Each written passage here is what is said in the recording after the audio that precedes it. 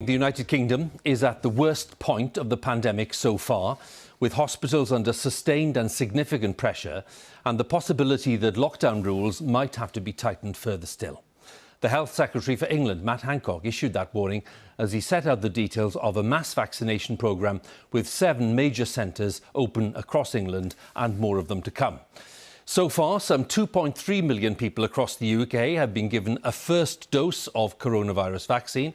That's an average of just over 140,000 a day over the past week. More than 300,000 people will need to be vaccinated daily if the government is to reach its target and vaccinate the high priority groups by mid-February. Now, the vast majority of deaths with COVID are seen in the most vulnerable groups, and experts say the UK is entering the most dangerous time of the pandemic in the weeks before the vaccines can have a significant impact. Our medical editor Fergus Walsh has the latest.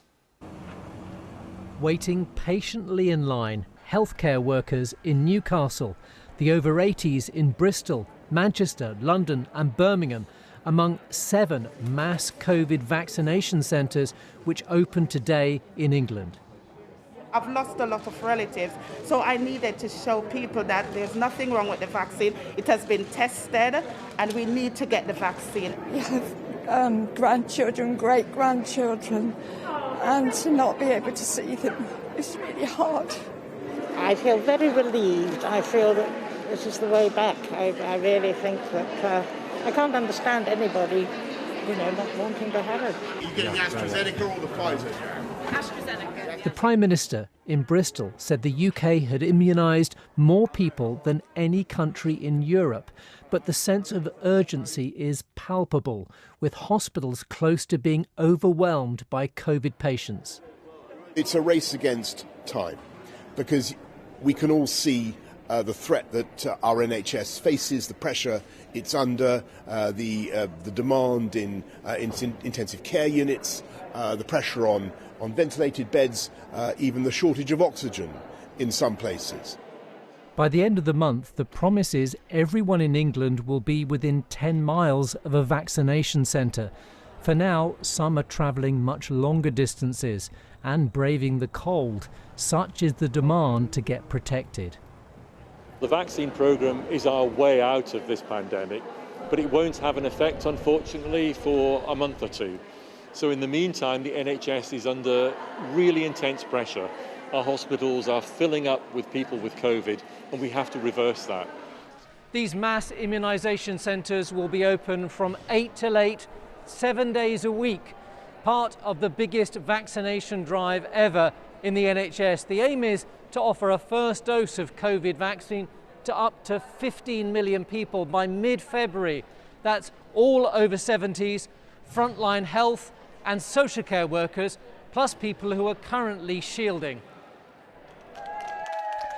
A steady supply of COVID vaccines is vital. This GP surgery in Midlothian is one of over 1,000 in Scotland now offering immunisation. In Wales, where there's been some criticism of the speed of rollout, ministers say all over 50s will be offered a COVID vaccine by the spring. Fergus Walsh, BBC News. Let's stay with the pandemic and our coverage of it. Let's go through the latest figures tonight. They show that there were 46,169 new coronavirus infections recorded in the latest 24-hour period, which means that on average the number of new cases reported per day in the past week is 57,851. 529 deaths were reported. That's people who died within 28 days of a positive COVID test. And this number is usually reported lower after the weekend. On average in the past week, 926 deaths were announced every day. The total number of deaths so far across the UK is 81,960. Now, there are 13,000 more COVID patients in hospital in England today than there were on Christmas Day, bringing the current total to just over 32,000. Our health editor, Hugh Pym, has been to Croydon University Hospital in South London, where doctors say that they are seeing a greater number of younger patients, many in their 30s and 40s, compared to the first wave. Hugh filmed the report with camera operator Harriet Bradshaw and producer Dominic Hurst.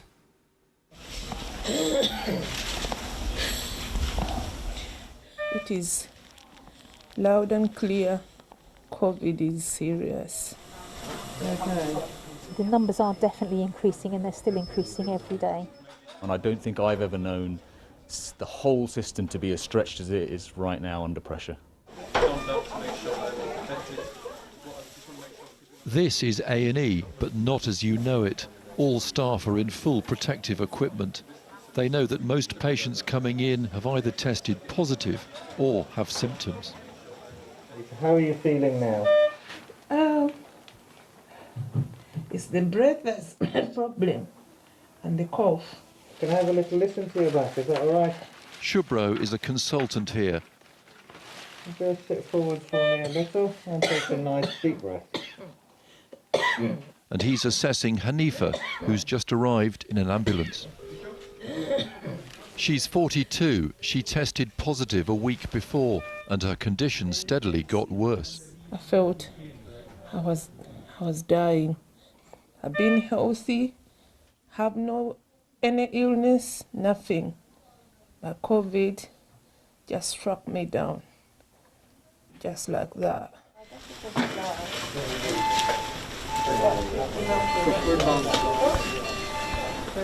The sickest patients need to be in intensive care, and staff have to be on constant alert because patients can take a rapid turn for the worse. It's a very, very sudden thing, and you just have to respond and reassess. And actually that patient looks like whatever the problem was we have sorted. Staff have noticed that compared to the first wave, the age of COVID patients in intensive care is lower. For example, right here now, there are 2 people in their 30s with no underlying health conditions. The chances of someone under 40 needing intensive care for coronavirus are much smaller than for those who are older. The number of younger patients may be more noticeable because cases have risen across all age groups.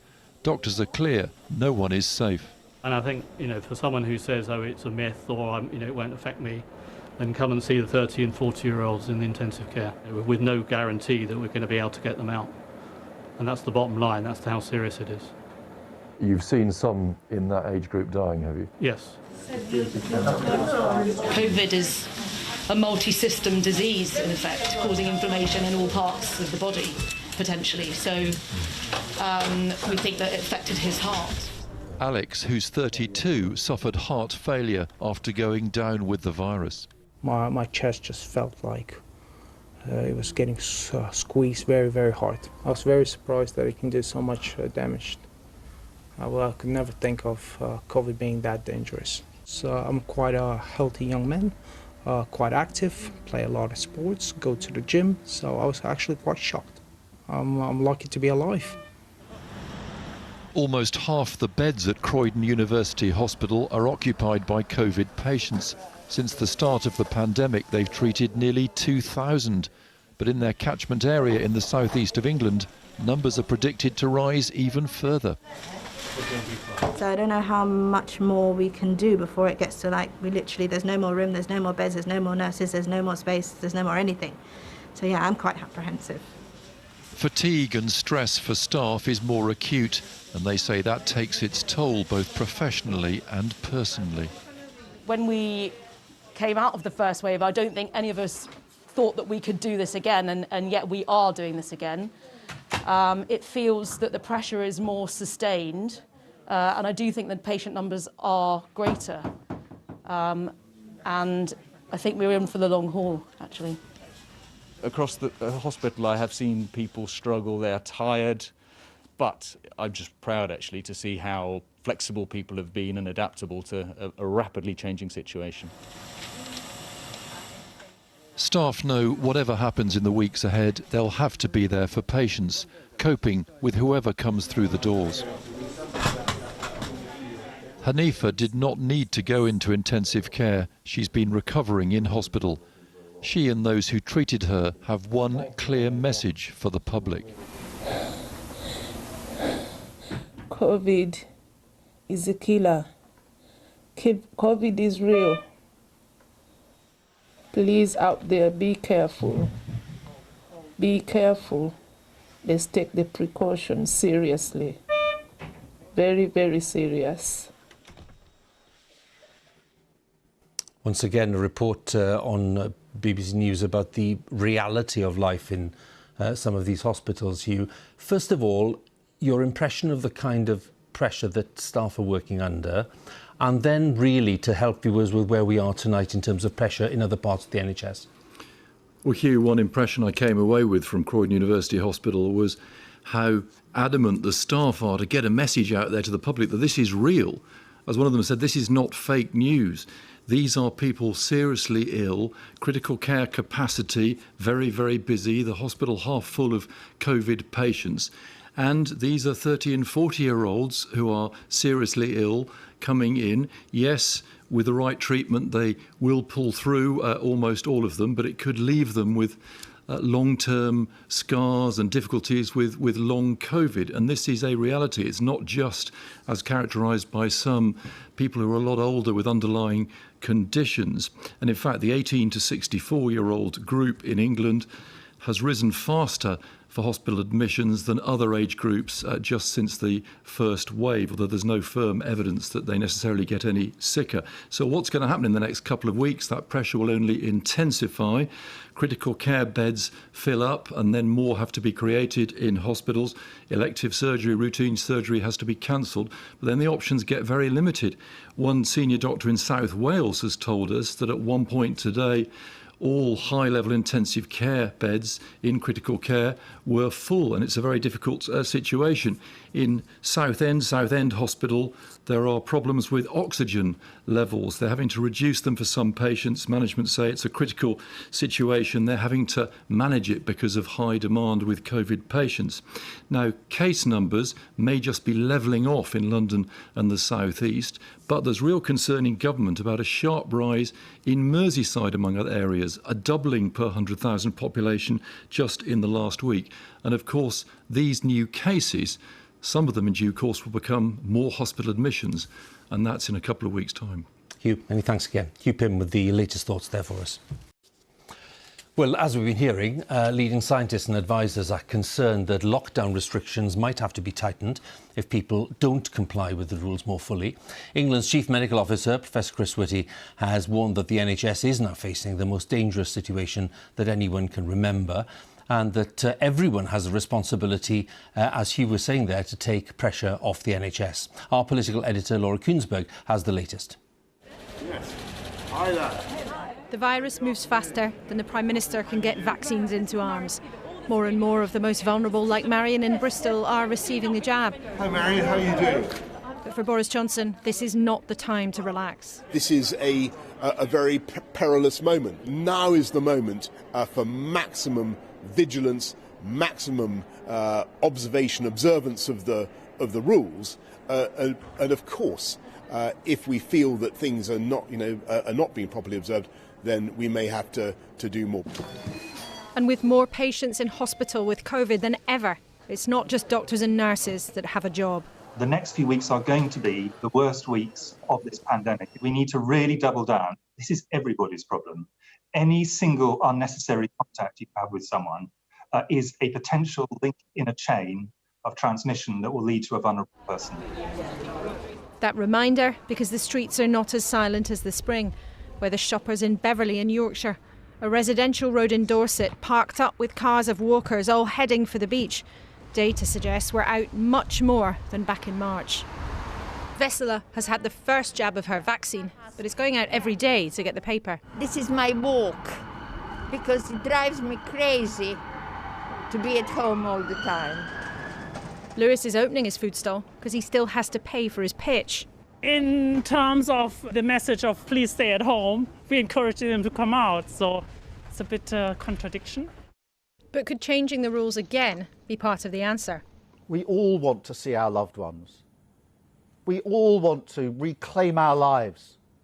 But we have a job to do first. Do you think the government should tighten restrictions still further? We may have to get tougher, but I think that the most important thing, if you like, is the message to people to stay at home. There is anxiety in government, real fear. that we're all just not sticking to the rules like we did back in spring. There have been conversations in Westminster about tightening the regulations still further, whether squeezing the advice on takeaways or changing how we shop. But there's no big political appetite or drive for another clampdown. One senior minister told me we've gone as far as we possibly can in terms of shutting things down. So the plea instead you'll hear again and again from scientists, government doctors and politicians. Stay at home, follow the rules to make a difference to this disease. But working out the do's and don'ts isn't always easy. 2 walkers who got in very public trouble last week for driving 5 miles for a walk in Derbyshire had their fines dropped today. But the Prime Minister, known for his love of cycling, has raised Labour eyebrows, going for a ride in the Olympic Park on the other side of London, 7 miles from Downing Street. Number 10 is adamant tonight he did nothing wrong. But whoever and wherever you are, it's not always straightforward to get a glimpse of life outside. Laura Kunsberg, BBC News, Westminster. Now, head teachers have called for limits on the number of pupils who are allowed to attend school during lockdown because of attendance rates surging in some areas in England and staff reporting streets packed with parents during drop-off. Our education correspondent Elaine Dunkley has the story. At Parkinson Lane Primary in Halifax, teachers are struggling with the numbers. During the first lockdown, 13 pupils attended. Today, there are more than 17 classes. I mean, you say lockdown, but it doesn't feel like a lockdown, does it? I mean, teachers are having to split their time, not only teaching the children that have come into school, but also you've then got the vast majority that are trying to get online. We've had children go home with COVID and pass it on to grandparents who are living with them, and those grandparents sadly have passed on. More than 600 pupils here are eligible for a school place, according to the government's criteria. A child needs one parent who is a key worker to be in school, and the government has expanded the offer of a school place to children who lack devices for remote learning and for those without a space to learn at home.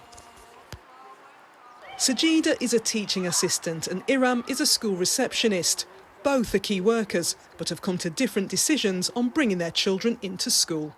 My child is actually at home because me and my husband have had to make the decision because of the infection rates and because the government told us schools are closed. I've got the younger one here because I can't leave her on her own. My husband works, he's a key worker as well.